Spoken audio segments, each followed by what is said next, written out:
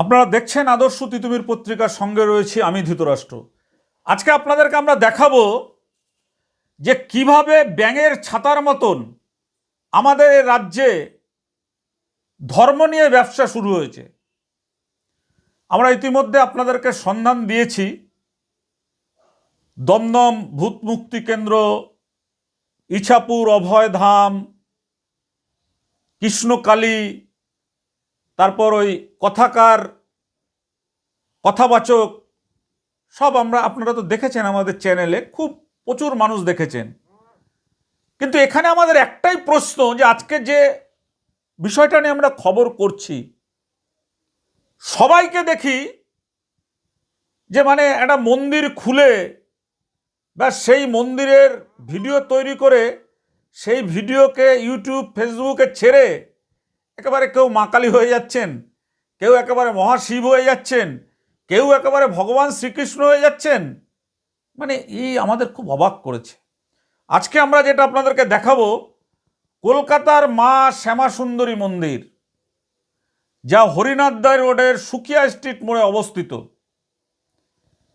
এই মন্দিরের বিরুদ্ধে অভিযোগ উঠেছে যে এই মন্দিরটা যিনি করেছেন করোনার সময়তে, তিনি একজন রেলের কর্মচারী। বুঝতে পারছেন, সেই রেলের কর্মচারী একটা বাড়ি ভাড়া নিয়ে সেখানে একটা ঠাকুরের মন্দির গড়ে তুলেছিলেন। সেই ঠাকুরের মন্দিরে, কালী মন্দিরে জগন্নাথ দেবের মূর্তি ছিল, কালী মূর্তি ছিল, বিভিন্ন মূর্তি ছিল।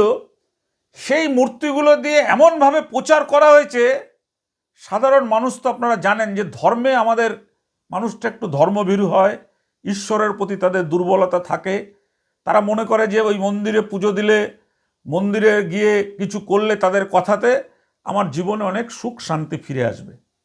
আমরা এর পরে আপনাদেরকে আরও দেখাবো, কিন্তু আজকে আমরা যেটা দেখাতে চাইছি সেটা হচ্ছে যে এই মন্দিরে যারা যেতেন, যা অভিযোগ উঠছেন, এখানকার তৃণমূলের নেতা, একসময় সাংবাদিক ছিলেন কুণাল ঘোষ, অভিযোগ করছেন যে এই শ্যামা সুন্দরী মায়ের যে মন্দির, সেই মন্দিরে যে সমস্ত ভক্তরা আসতেন, যাদের গায়ে, তাদের গায়ে যদি কোনো স্বর্ণালঙ্কার থাকতো, তাহলে নাকি বলা হতো যে মায়ের এই গয়নাটা খুব পছন্দ হয়েছে, এই গয়নাটা যদি তুই মাকে দিস তাহলে তোর জীবনের অনেক উন্নতি হবে, তুই যা মনোবাসনা সেটা পূর্ণ হবে। এইভাবে নাকি মানুষকে বোকা বানানো হতো, ঠকানো হতো, যা বলছেন এই কুণাল ঘোষ। এখানে আমাদের একটা কথা রয়েছে যে এরা কি 2019 সালে মন্দির খুলল আর রেলের চাকরি করেন, তিনি মায়ের দর্শন পেয়ে গেলেন। আরে পাগলা, মায়ের দর্শন পাওয়া কি এত সোজা? ঠাকুর রামকৃষ্ণদেব সারা জীবন মা মা করে পাগল হয়ে তিনি মায়ের দর্শন পেয়েছিলেন। আর 19 সাল থেকে 2024 সাল একেবারে মায়ের দর্শন পেয়ে গেলেন, মায়ের মন্দির লাগিয়ে খুলে গয়না সমস্ত কিছু লুটপাট শুরু হয়ে গেল। যদিও এখানকার পুরোহিতরা অভিযোগ করছেন যে কুণাল ঘোষ নাকি তাদের কাছে গিয়ে পয়সা কড়ি চেয়েছিল এবং তারা সেই টাকা পয়সা দেয়নি বলে কুণাল ঘোষ এইটা ষড়যন্ত্র করে সাজিয়েছেন। কিন্তু আমাদের এখানে আমরা যে কথাটা বলতে চাই সেটা হচ্ছে যে আমরা যতগুলো এই ধরনের গজিয়ে ওঠা ব্যাঙের ছাতার মতন, একেবারে যিনি একসময় চিটফান্ডের এজেন্ট ছিলেন তিনি একেবারে হয়ে গেলেন মা কালী, যিনি ওই মাথায় চুল কিভাবে গজাবে তা নিয়ে সেখানে কাজ করতেন তিনি হয়ে গেলেন শিব, আর যাকে ভূতে ধরতো সেই ভূত যে শিব সারাতেন তিনি হয়ে গেলেন মা কালী। তো এইভাবেই ব্যবসা চলছে।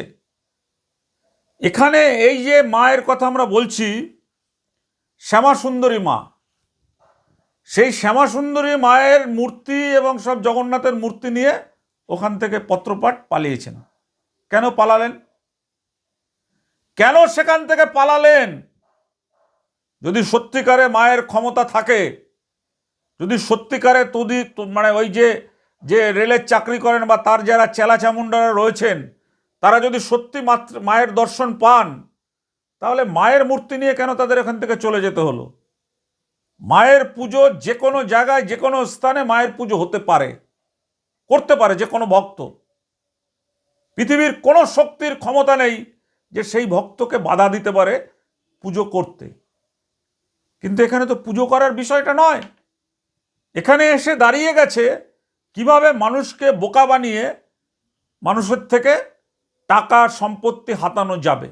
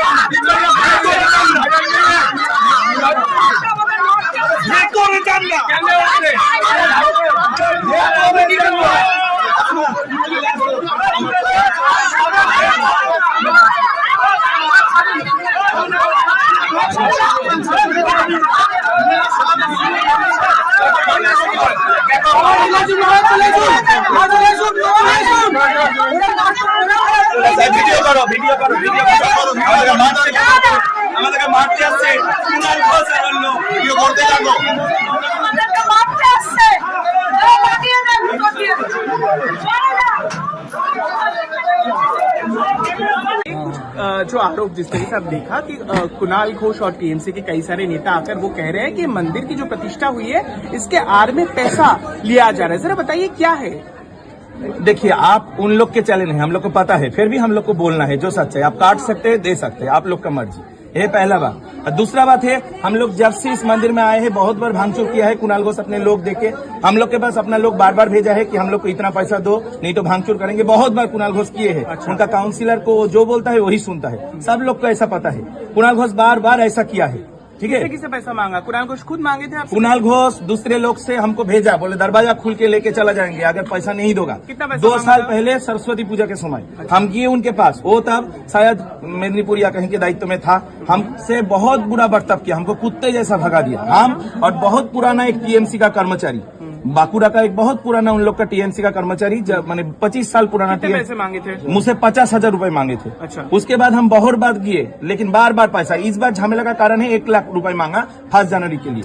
हम लोग का मांगा था ये? हम लोग से मांगा था। नहीं, किसने मांगा था? कुणाल घोष या फिर उनके कोई लोग? वही लोग। कुणाल घोष भेजता है, वो खुद आएगा। अच्छा। वो कभी खुद नहीं आता। अच्छा। वो मंदिर में 2-3 बार पहले आया था, जब नया नया मंदिर आया था, आके पूजा करके गया, प्रसाद लेके गया, 2-3 बार आया, लेकिन तब कुछ नहीं बोला। हम लोग को पता नहीं था कि उनका यही अभिप्राय है। कभी कभी माँ का गहना चाहता है कि माँ का गहना हम लोग को दो, तो हम लोग कैसे देंगे? बोल रहा है तुम लोग 2 नंबरी करके गहना लेते हो। 2 नंबरी करके कोई गहना ले सकते हैं? आप लेके दिखाइए तो। माँ को कोई प्यार से। इसके आड़ में जो है 2 नंबरी बिजनेस चल रहा है। 2 नंबरी ये बहुत दिन से बोलता जा रहा है। क्या बिजनेस चलता है? हम लोग यहाँ पे प्रसाद भी फ्री में दिया जाता है, सारी जो कपड़ा माँ का पहनता है वो भी फ्री में दिया जाता है। ऐसा नहीं कि कहीं पे टोकन दिया जाता है। बड़ा बड़ा मंदिर में पहले से टोकन दिया जाता है, किंतु हम लोग यहाँ पे कोई टोकन सिस्टम नहीं है। आप भी आके खड़ा होइएगा तो आपको भी दिया जाएगा प्रसाद के लिए। हमको आज से इस मंगलवार, अगले मंगलवार हमको काउंसिलर सर बुला के हमको बोला कि बहुत झमेला हो रहा है, आप पैसा देके टोकन का सिस्टम कीजिए प्रसाद का। हम लोग का मंदिर में पैसा देके टोकन का सिस्टम नहीं है। और हम लोग का कुछ लड़का को रखिए, वो लोग इससे जो लाभ होगा वो पैसा से वो लोग काम काज करेंगे। देखिए ऐसे ही बार बार आते झमेला करता है।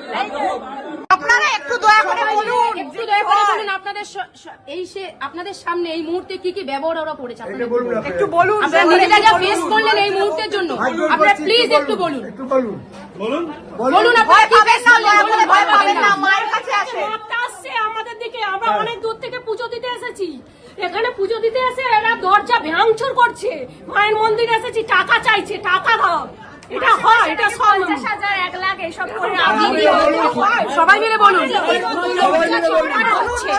দরজাটা ধাক্কানো হচ্ছে জোরে জোরে যেন একদম ভিতরে ঢুকে মারপিট করবে এমন একটা অবস্থা। এটা কি মায়ের মন্দিরে এরকম অবস্থা? এইসব করছে যদি সত্যিকারের তাহলে সেগুলো এসে ক্ষমা চান আর এগুলো বন্ধ করার ব্যবস্থা করুন। বলুন আপনারা বলুন মায়ের কাছে এসেছেন একটু বলুন আপনারা প্লিজ একটু বলুন। বলো দাদু বলো। মায়ের সোনা নেবে কেন, কি কারণে?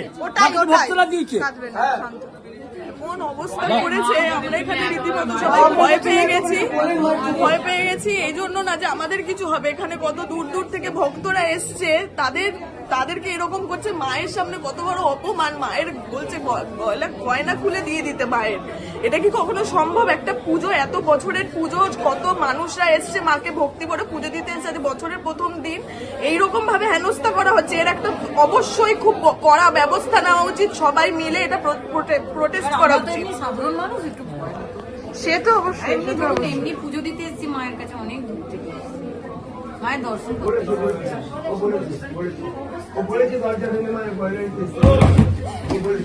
বলো গেটের চাবি চাইছে, গেটের চাবি ওখানে ভিতরে ঢুকে বলো গেটের চাবি চাইছে, ভিতরে বলো না ভেতরে বলো। আচ্ছা আমরা যে এসেছি আপনারা এরকম বাবাল করবেন? বাবাল করার ব্যাপারটা শুনুন, তাহলে আর কি? এসেছেন কেন? এখানে এসেছেন এরা স্ক্যাম করছিল।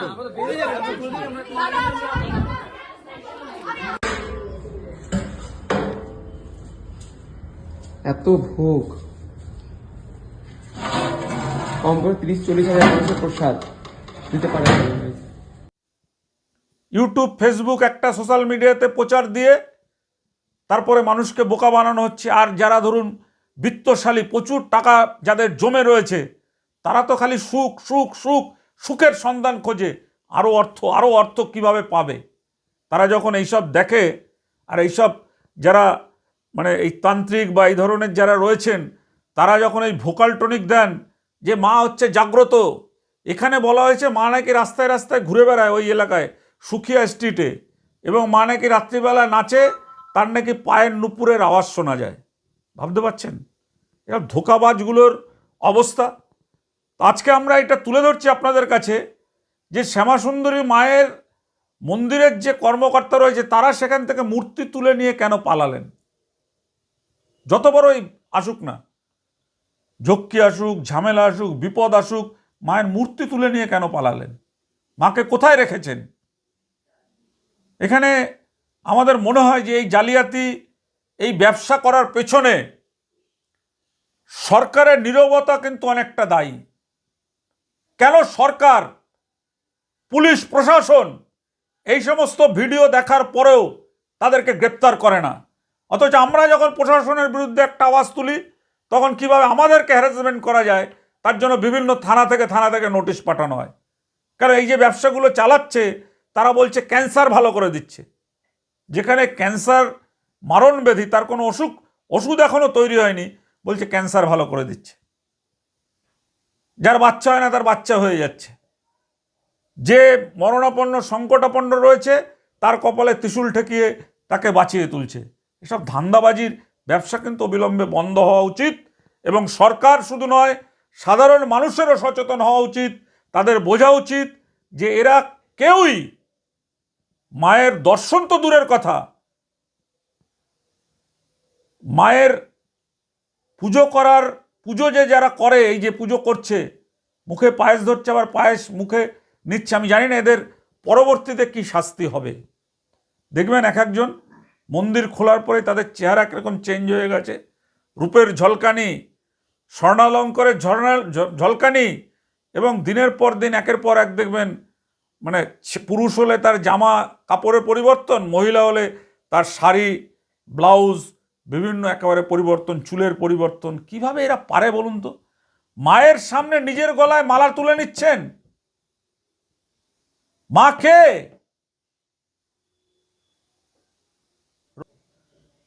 এই জিনিস চলতে পারে না। ব্যবসা বন্ধের জন্য আপনাদেরকে আমরা বলবো, আপনারা আমাদের চ্যানেলটাকে আরও বেশি বেশি করে ছড়াবেন।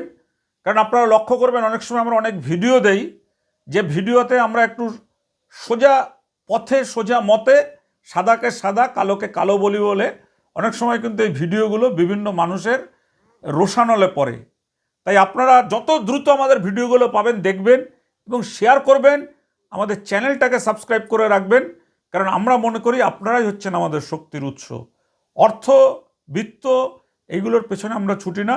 আমরা মনে করি যারা আমাদের দর্শক, যারা আমাদের শ্রোতা, যারা আমাদের পাঠক, তারাই আমাদের শক্তির উৎস।